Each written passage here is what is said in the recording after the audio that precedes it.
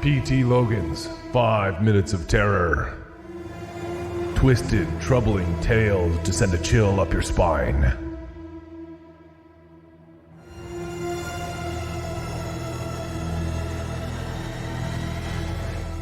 Anne.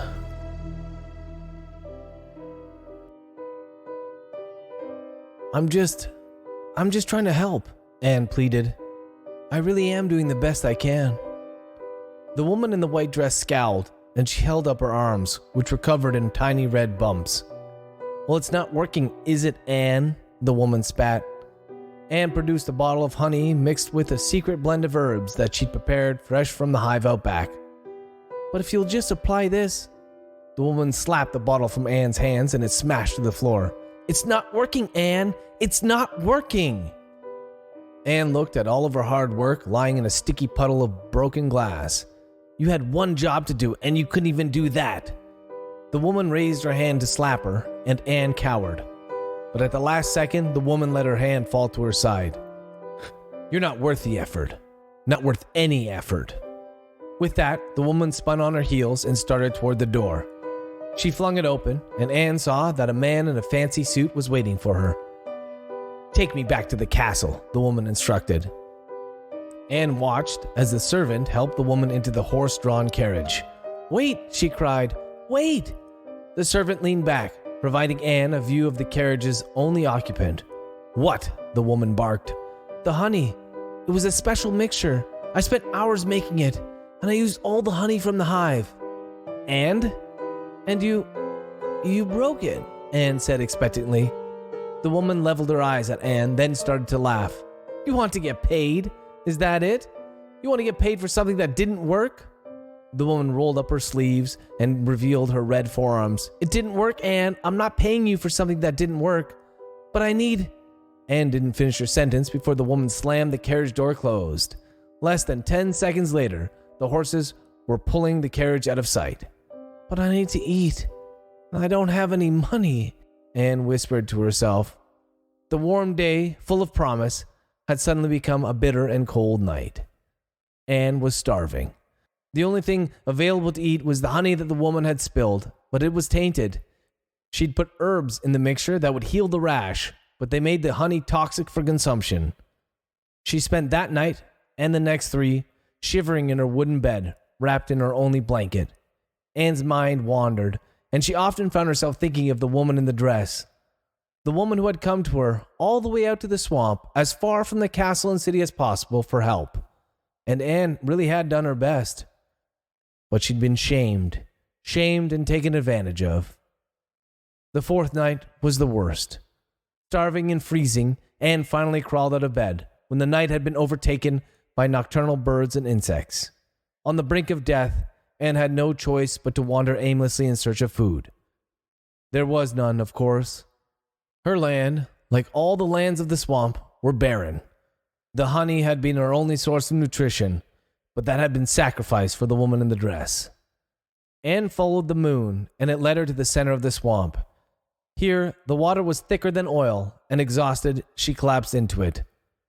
Hunger consumed her, and Anne shoveled heaps of filthy water into her mouth. She knew that it would make her ill, but she was helpless to resist the urge.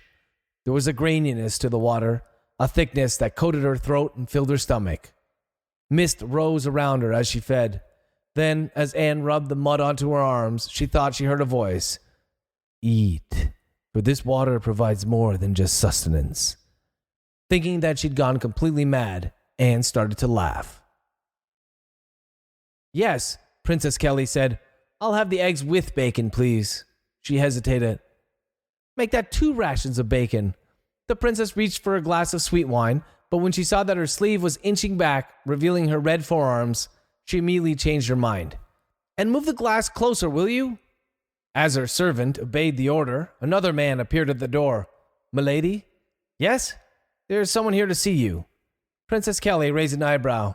Who is it? The man looked nervous. She says her name is Anne, and she says she has something for you. The princess rocketed to her feet, and she hurried to the window and peered out. Down below, she saw the woman from the swamp, only she was different. For one, she was filthy, covered in some sort of dark mud. and her eyes, they were wild and untethered. "Woman, I can heal your rash," Princess Kelly gasped. "You came to me, now I come to you." The princess hurried out of the room, down the stairs, and to the front door. She glanced around nervously, noticing that the filthy woman's shouts had already drawn a small crowd. "What are you doing here?" the princess hissed. "I've brought you what you wanted," Anne said with a sneer, revealing black teeth. "I don't know." Anne suddenly reached out and grabbed Princess Kelly's arms. The princess tried to pull back, but the woman from the swamp was too strong. "I came to heal you," she whispered, her breath foul. Before the princess could break free, Anne wrenched up the woman's sleeves and began rubbing black mud on her rash. "Stop! Please stop!" It took 3 guards to pull the woman off the princess. "Who is she?" one of the guards asked. Princess Kelly did not answer right away. Instead, she looked down at her forearms. The dirt dried and fell away. "She's..." The princess hesitated. The red marks beneath the mud were gone. Her arms were completely flawless. Slowly, Princess Kelly raised her eyes and stared Anne directly in the face as she said, "A witch. This woman is a witch, and she should be burned at the stake." The earth was still warm where Anne had been burned when the old woman in the hood approached. Anne's final words, however, still echoed throughout the town square.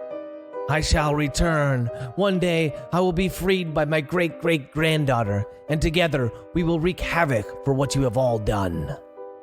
The woman approached the very spot where Anne had once stood and knelt. From her pocket, she produced a single seed, that from an ancient oak tree. The woman planted the seed in the ash and soot, then rose. "One day we shall meet again, Anne. One day we shall meet again, like we did that day in the swamp. And you're right. People will pay for what they've done." P.T. Logan's 5 Minutes of Terror. Twisted, troubling tales to send a chill up your spine.